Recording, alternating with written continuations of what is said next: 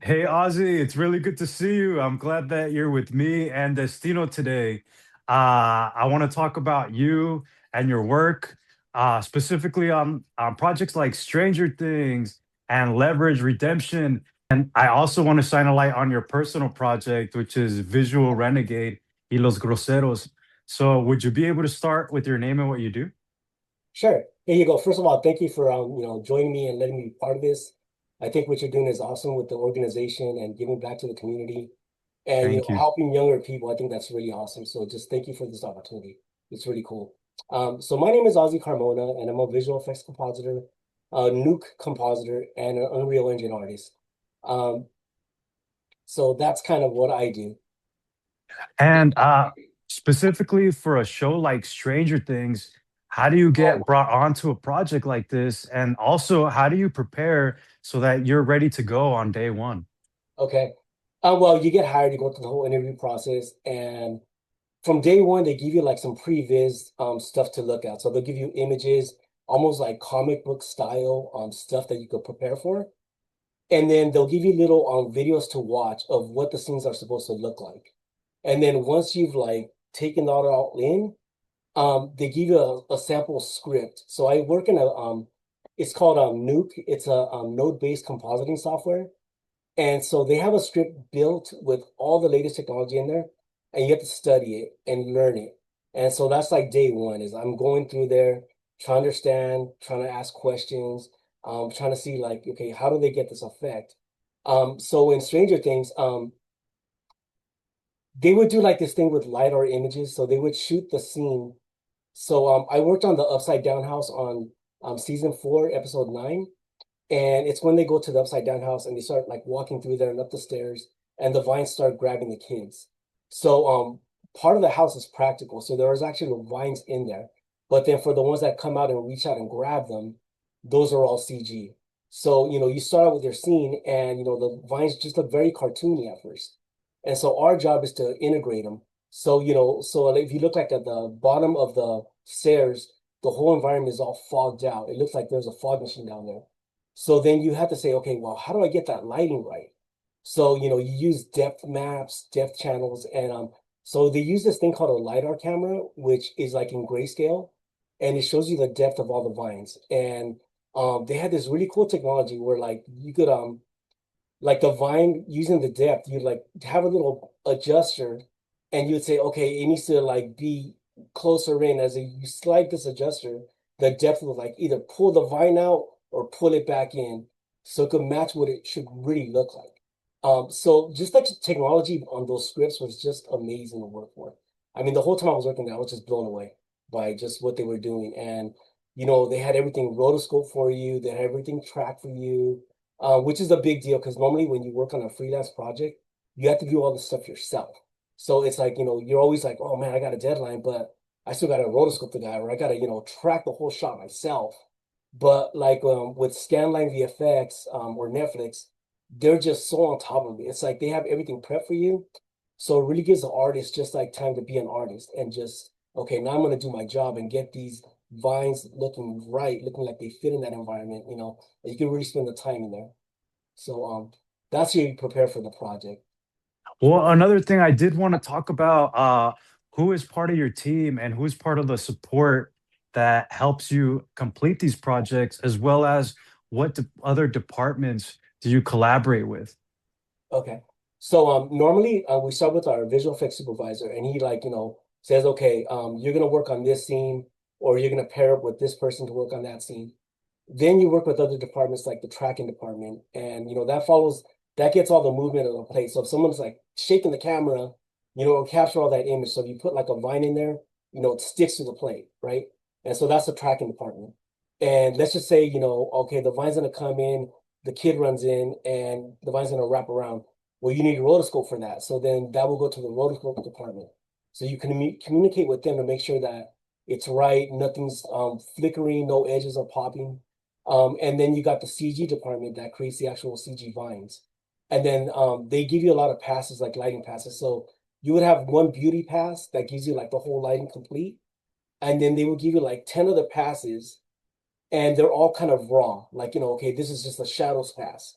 This is just the vine by itself, which looks cartoony. This is the highlights of the vine, right? So in compositing, like the node-based system, you just kind of stack, like, like in Photoshop, you stack layers on top of each other. With the node-based system, it's a lot easier. You can get really elaborate. And so you take all these passes, you use your depth pass to say, okay, well, there's a wrinkle in here. So they give you like a little highlight and you're able to like color correct that down so it looks like there's a fold, something like that, right? So you're able to take all these layers of passes and really get the lighting right, because that's, as a compositor, that's your real job, is getting that lighting to match. You can always tell when something's fake. Of it looks like, you look at it and you're like, oh man, that looks cool, but like the black levels, that's way too dark. It doesn't match. You know what I'm saying? Or that's too bright. The whites don't match. So like when I'm looking at movies and everything, I'm just like, oh man, no, that doesn't, I'm always like critiquing, stuff, because like your eye gets to like, learn how you get to that point. Like, is that acceptable? And so after that, you go through daily. So like your work gets projected in the movie theater, and then they'll be in there with laser pointers, like looking at the fine pixels. They'll be like, okay, you got to fix that. Like, you might not see it on your screen, but when it's huge in a theater, you're like, oh, okay, now I see that. Or they might have a whole different interpretation of what it should look like. Or, you didn't hit your mark, you did hit your mark, you get notes, you go back to your desk, you working it all day, you resubmit it for the next dailies, and then you go again until like the shot's final. And they might just be trying ideas out. So you just gotta be, um, you gotta have like not tough skin, but like you're gonna get notes. Don't take it personal. It's just the way it is. That's part of your job. So yeah, those are all the departments that we work for. What is some of the most rewarding parts of you being able to watch on screen? Well, okay, well, one of the things is like when you're working on something, you never know the story. They just come in, they say, this is your shot, this is what you want you to do. You have no idea what you're doing. Like most of the times, you have no idea what the backstory is, why it got there, why you're doing that effect. So, like, to me, it's really rewarding once you finally see it all together and you're like, oh, now I get it. But sometimes you don't really get it until like it's all done, so you really don't know. So to me, like to see it like, and then, we put in a lot of hours. We work 7 days a week, 12-hour days for months at a time. So like we're all in for months. And then all of a sudden you're like, okay, I get a break. And then like later on you'll see it and you'll be like, you get flashbacks of the stress that you went through or the enjoyment as an artist. I mean, I love what I do. So, I mean, just the ride. I love the ride, and you really get to really appreciate it. So, I love the whole thing. But yeah, after you see it, like, in a theater or, on Netflix, whatever, you really get to see, oh, okay, cool, man. That's what it was. Yeah, and it's a real testament to the type of work that you're able to provide because you do have to be able to keep up with this high level type of quality and able to stay on a project like this. Yeah. But have you ever encountered any challenges on any type of project, and how did you overcome it?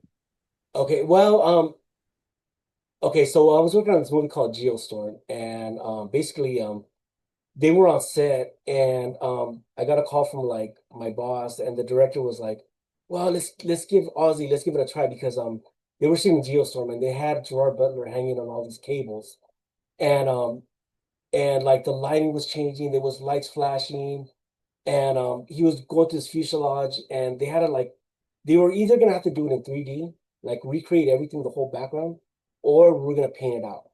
But paint is very intensive. And then when lights are flashing, sometimes like, it's kind of like, like doing a drawing, you could trace from the previous frame, let's just say. But if the lighting's changing every like 2 or 3 other frames, it's like you gotta do a new plate for that lighting to, interpolate, So I had a really cool team. I had two guys, the Gravon brothers, George and Richie, and they were awesome, man. We teamed up and we did like a little demo for them and they loved it. And so I feel like we kind of helped avoid them having to do the whole thing in CG. So we used a method where we use Synthize, which is a tracking system. So these shots, as he's going through the fuselage, he's flying up and he's floating through the air, So the moves are very erratic and they're like, because it's like, he's trying to escape. So, it's like, there's camera shaking there. There's no.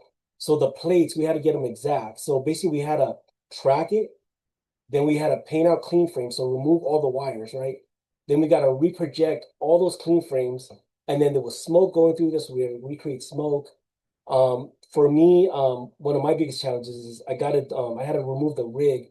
So Gerard Butler had this huge circle rig around his body, as well as cables on his spacesuit. And so the rig is covering a big portion of the spacesuit. And then he comes close to camera, he flies up. And there was one shot I was like, oh my God, how am I gonna do this, dude? Like, because I'm doing this with still frames. Imagine doing like a Photoshop still frame, right? So we had to do like a warping method. And so what I did was like I tracked the suit, I got a bunch of clean frames, and as it's going through and I'm having to recreate the shadow, I had to blend all this stuff. And when it gets close to it, it's like it really has to look real because it's in your face and it's gonna be projected. So it's like so that shot was like massive and huge, and it was the biggest headache in the world. But like I said again, I had a really good team of two artists that we were just, kicking ass, man. And it took a few months, but we got it done, and I'm just really proud of our little team, and because we made it happen, and that just sits when I see that, I'm just like, yeah, I'm really proud of those guys and really proud of our whole team that on what we did there. And we also made like these little floating things in the space. That was the fun part. Like, little like space things from the space station that have fallen off. So they're floating as he's like flying through there. So that was fun. So yeah, so that was one of my biggest challenges, Geostorm. Yeah, it sounds like an intimidating project to kind of be a part of, as well Yeah. as I feel like any other team would start kind of stressing out or falling apart. But I'm really glad to hear that you guys were able to kind of find the workaround or just kind of like get together to put heads together to really figure out what the answer to this puzzle was. And Ozzy, for young people that are really interested in following a career like this, how do you recommend that they get started? Okay, there's a couple of really good schools. One is called Noman in Hollywood, and that's probably the main one. But there's also one called Studio Arts, and Studio Arts is a guy named Eric Hulsman there. Hit him up. He's the coolest guy in the world, and like he gets grants. So you actually could go to school for free.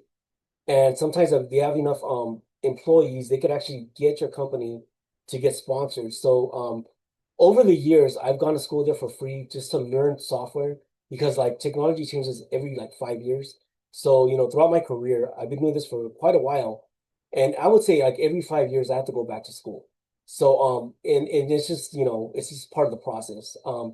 But Noman and Studio Arts are really great resources. Studio Arts, you can go to school for free. So for all the young people out there, look into it. Eric Hulsman, great guy to talk to.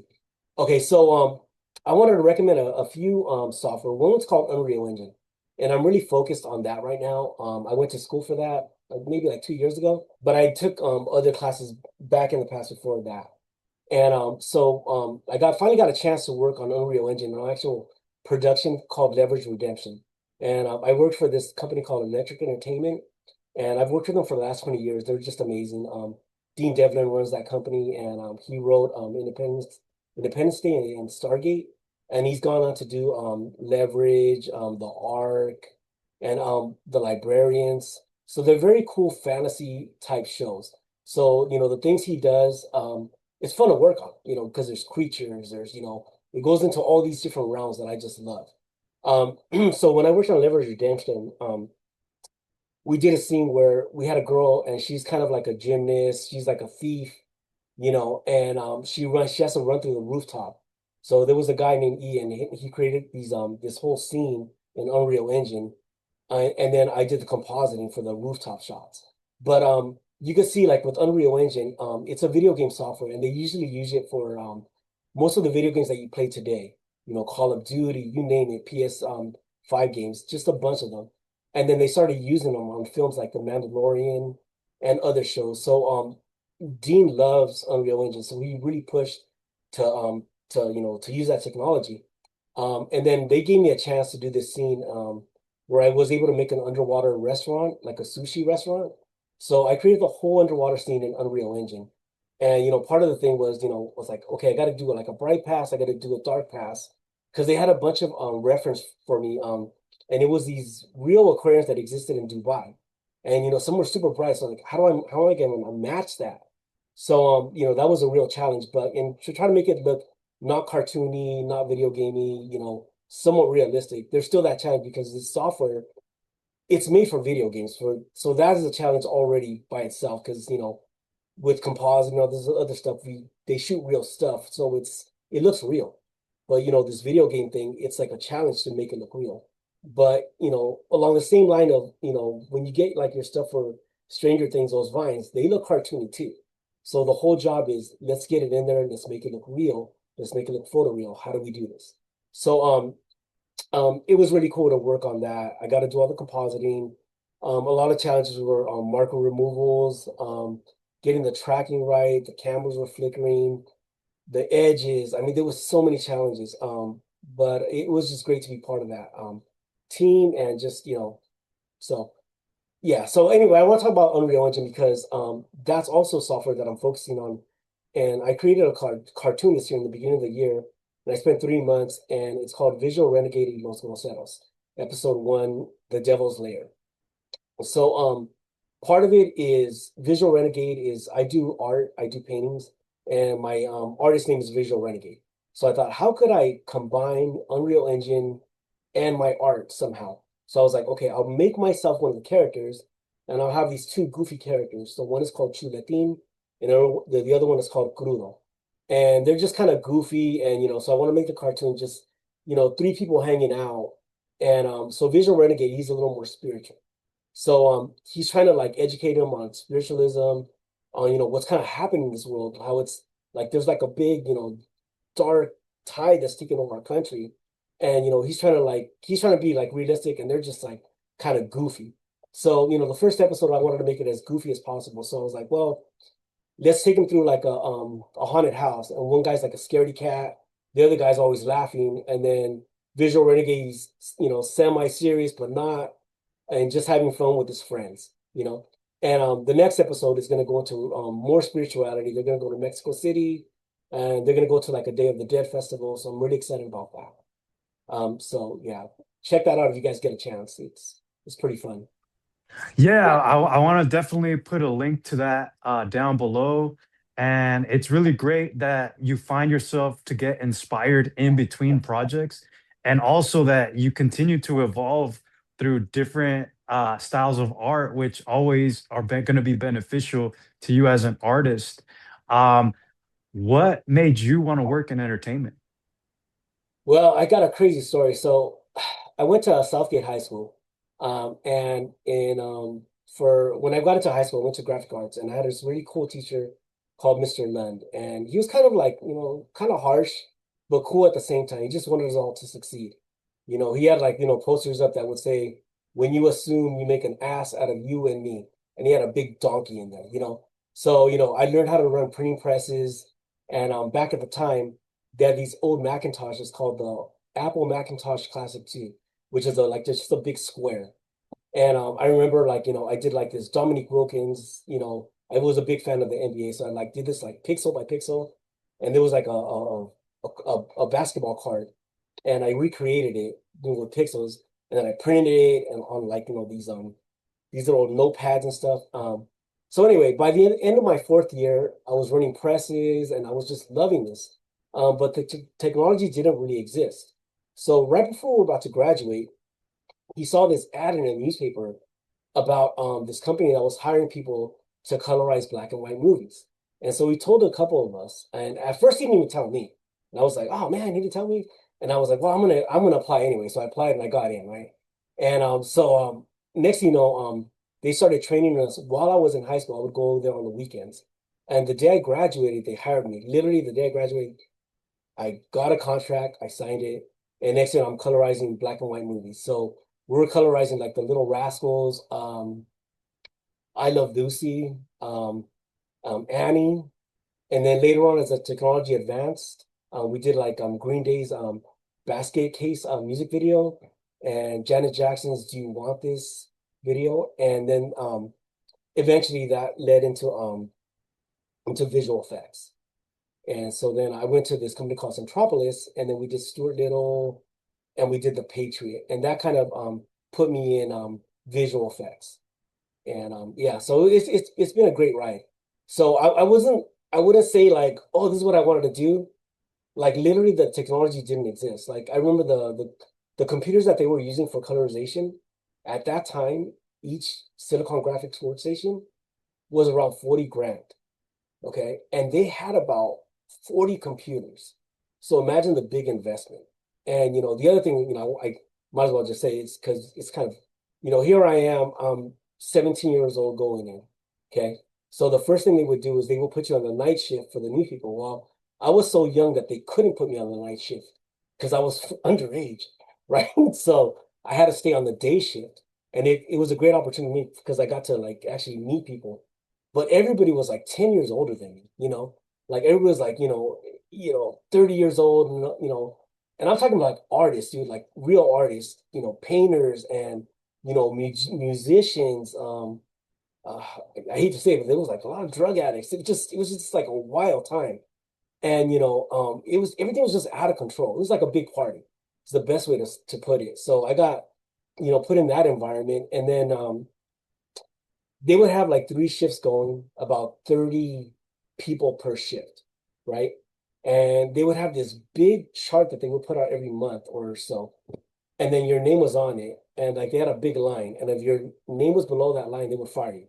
So I was like, so I was motivated to like do really well because I didn't want to get fired. And I was just, I mean, walking in there and seeing like these computers seemed like, I Love Lucy on these screens was just magical to me. I was like, I got to be part of this. You know what I'm saying? So, like within the year, I was like top three on that list, and something crazy happened. But anyway, long story short, by the time I was 19, they made me a supervisor, and that was crazy because imagine a 19-year-old being a supervisor to 30-year-olds. So, first of all, they're like, who's this kid trying to tell me what to do? You know what I'm saying? So that was pretty harsh, but I just didn't take it personal. I just did what I had to do to like, try to make things succeed. But like I said, it was a wild ride because like of all the elements that were there, it was just kind of crazy. But it was a great taste to like what I was gonna get into in the future because the entertainment industry at that time was really just raw. Nowadays it's so corporate. Like everybody's like just, no one says anything. No, no, no. Back in the day, it was just like, whoa, it was overwhelming, dude. But okay, but yeah. So that's I didn't plan for it. It just happened. So I feel very blessed for that. What would you say is an experience that changed your life? Well, okay. On a personal level, I mean, to answer that, I would say about 10 years ago, my wife had a tumorous cancer in her belly, and it ended up being a 37-pound tumor. And it went from like her being skinny to like her looking almost pregnant. And just next thing this tumor just blew up. And then she had to have surgery. And it was at the time when like, you couldn't really get insurance. The government was using it against you. Thank God that Obama passed this thing where they couldn't use preconditions because that saved us. So long story short, I ended up getting insurance at the last second. Everything was just like a miracle the way it all happened. And when my wife went to surgery, as she was getting the tumor removed, I remember praying really hard to God, and I kind of made a promise to him that, I would change as a person. And that's when I really took up spirituality.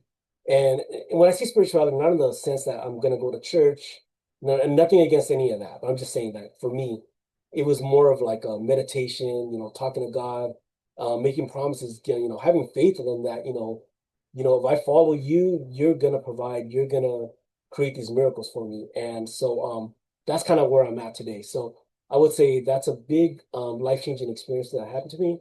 Until this day, it's just grown. Even this moment right now, as we're speaking now, to me is magical, and it's part of that journey. So yeah, Yeah, thank you for sharing that. I'm really glad that you were able to really lean into it and really find a better version or kind of build towards who you are now.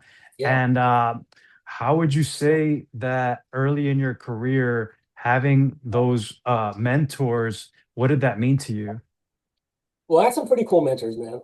One guy, Marcus Carter, he helped me like just kind of blend into, he was like this political guy that would like, kind of talk smack and all this stuff. But he was great, dude. Like, like he was 10 years older than me. And, I ended up going and traveling with him to Egypt at some point. And it was just a very eye-opening experience for me. It helped me learn about the world, politics, different cultures. So that was one great mentor I had. Another guy was Rob Cribbett. And, he helped train me with rotoscoping and painting. And there was a software called Elastic Reality, and he helped me train me how to warp things. And I ended up working at Disney after I left that company, Centropolis, and using these skills that he helped me learn. We were working on a show called 102 Dalmatians, and so I was put in the roto paint department, and we were removing spots from these live action puppies. So they would film a new puppy every week. So all the puppies did not look alike, but we somehow had to make them look alike. So we'd have to change their nose or change their fur, whatever we had to do to make them look like it was the same puppy. But Disney, it was called the Secret Lab. They had not come up with a solution for the ears, and they were gonna have to do them in CG. And so I ended up working with Marcus, same guy.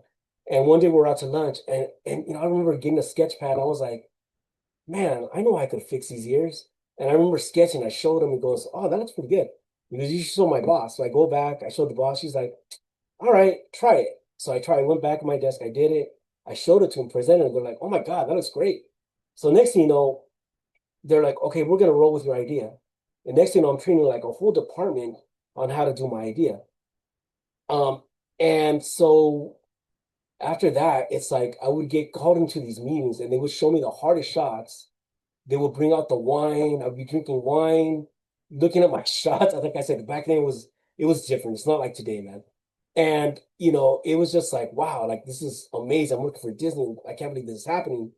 And I was in the roto paint department, but like what I was doing was considered compositing, right? So like the union took not offense to it, but it created a situation where like now everybody that I was training, it's not your role anymore. Now it's instead of being roll paint, now it's actually compositing what they're doing. So what does that mean? Well, are we gonna have to give all these people a raise? It became a big issue. I mean, I'll say something. I don't know if I should talk about this or not, but at one point, the lawyer came, they grabbed me and they put me in this car, and they took me for a ride, and they're like, "Well, which way are you gonna go with this? Do you want to pursue being a compositor, or stay where you're at and just kind of like shut up?" You know? And I talked to my boss, and she's like, "Man, if you speak, this is going to be a big conflict for all of us." So I decided to just kind of just have trust in her and just kind of shut up about it, go with it. Um, and the project was a huge success, but that was my last year working at Disney, so it kind of sucked for me personally because I love working there, but it wasn't like a personal thing. It's just that the Secret Lab, one of the shows had not succeeded, so they ended up like firing a bunch of people. And since I was one of the newest people to get hired, I was like, well, this guy's part of that. We're getting rid of these people process, so but I ended up moving on to other things. But oh man, I love Disney. It was so cool. It was magical for to see her. So yeah, and I would say that's one of my proudest moments too, to be honest with you, because just working for Disney and just being part of that whole thing was just really cool. Is there any advice that you would want to give your younger self of how to move around this career? Well, okay. So, over the years, we worked so many hours, months at a time, 7 days a week, 12-hour days. So, first of all, I would say, financial advice, buy stock, buy a home, make time for your family, go on trips. Set yourself up to retire at a young age so you're not struggling when you get older. So, like I really push like my nieces and nephews, buy stock. No, no, no. I had one guy pull me aside and he's like, if you do this, you'll be a millionaire by the time you get to be my age. And I listened to him and, I'm doing okay. So I feel like when by the time I get to, 70, I'll be, at a fine spot where I'm not gonna have to struggle. And things are changing with AI and stuff.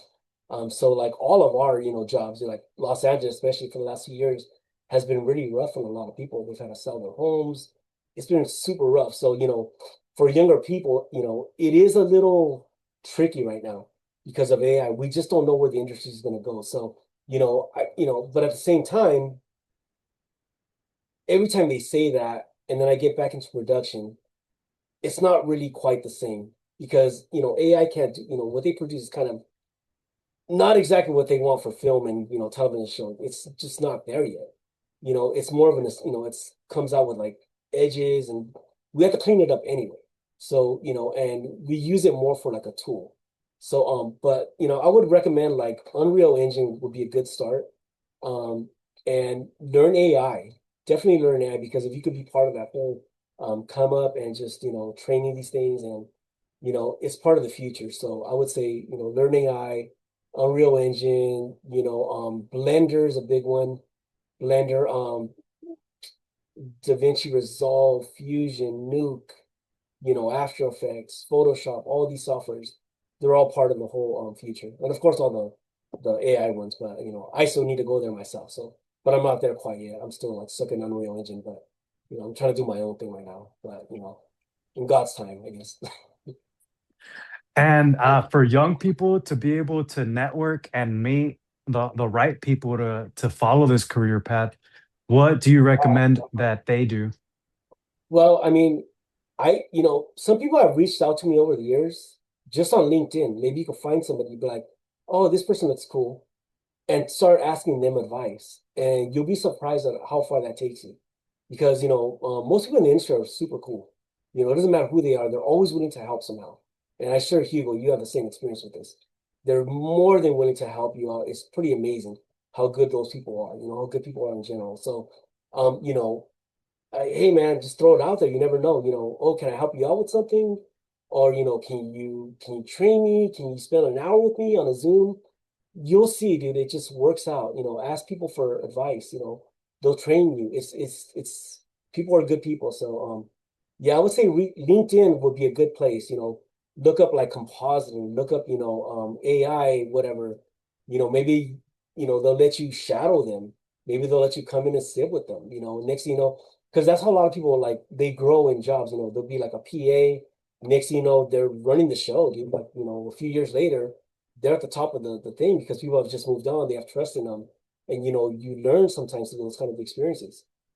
So yeah, just be vocal and just reach out and connect with people. Yeah, and I also wanted to bring up how we ended up connecting, and we were at Yeah, an event yeah, for Guillermo del Toro, and we just happened to start talking to each other. And this was when I got to learn about what type of work you do, and yeah, I thought it was like such a great way that we were both there as fans, yeah, but just by being in that environment, it kind of brought us all together. So that was one part of the reasons why I make it a point for me to go to these type of Q and A's and just to be surrounded by top yeah. creatives and also just to not be afraid to say hi, my name is, and see where the conversation goes. Yeah, and and look at what happened. It's like you're doing a cartoon, I'm doing a cartoon. All these coincidences to me are not coincidences. It's part of your journey. I just feel like I said, I'm on a magical adventure somehow, it's cool to that you're part of this too, So, I'm glad I met you and I'm glad you're giving me this opportunity. And I hope that, we could reach out to the youth and somehow someone will watch this and, it'll help them like, take a step towards the, entertainment industry.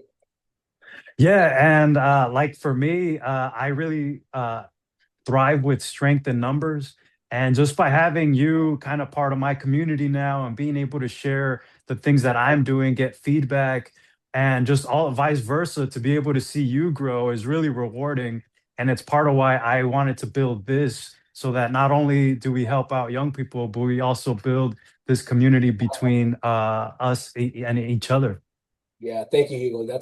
You're awesome, bro. I mean, seriously, just what you're doing is just so far beyond, dude, to, take your time to do that for, it just takes a special person to do that. So that's really awesome you're doing that. And I know you're giving back, it's gratitude, it's showing appreciation. And, yeah, I just hope you become the biggest success ever, dude. And, hopefully I'll be part of that journey. And, however I could ever help you out, you just let me know. I'll be there for you. Thank you. No, I really appreciate that you say that because I really do want as many of us together in this journey, like you're mentioning. And as well as you brought up that point of even when I was younger, I would make sure to go up to like the older people like you were, Yeah. and to make sure I could spend time with them, because I didn't know that you can get paid to be a graphic designer on a show. I didn't know that, how to become a special effects artist. I always thought, you either had to be a writer, director, actor, and that's the typically who works in the entertainment space. So just being able to learn from all the other departments has been really rewarding for me, just to even know what part they play in this whole piece of TV and film. Yeah, it's important, like I work for Electric Entertainment and they have writers, they have PA, they have like so many departments, but I've seen so many people come up to that because it's just like once you're in, it's like family. You know what I'm saying? You feel like you're part of a family and they always have your back. So it's just like, oh, well, this guy, was doing this. Do you mind if he like sits with you guys? Next thing you know, he's sitting there and we're like, all right, we give him a chance, and it's like now you're part of the team. And then next thing you know, it's like, I see him at another company, and it's like, hell yeah, dude, you made it, man. So it's cool to see that happen. And that could happen for a lot of youth out there too. So yeah, just be positive, manifest things, call it out, speak it into existence. Well, Ozzy, I really appreciate your conversation, your time, your stories. But before we go, I really wanted to show the viewers your personal project and how you've been building this. Can you tell us a little bit more? Sure, man. So this is my cartoon. So this is gonna be called Visual Renegade y Los Groseros, Episode 1, The Devil's Lair. So sit back and enjoy. I'm gonna take you through Unreal Engine. So to any kids out there that are aspiring to become an Unreal Engine artist, or you just love video games, I'm gonna go through the software and show you my haunted house. All right, enjoy, guys. Oh, hell no. Look, Chuletin, it looks like your tío Eduardo. Hey, Chuletin, it's a dead man's party. I'm glad to be out of that creepy room. Bro.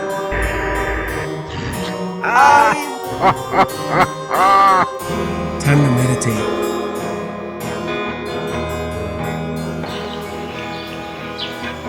Telaw, yak maulog, utia, aul yiltich. Yain jupil, energía, ik, yok, enku, tan, utal.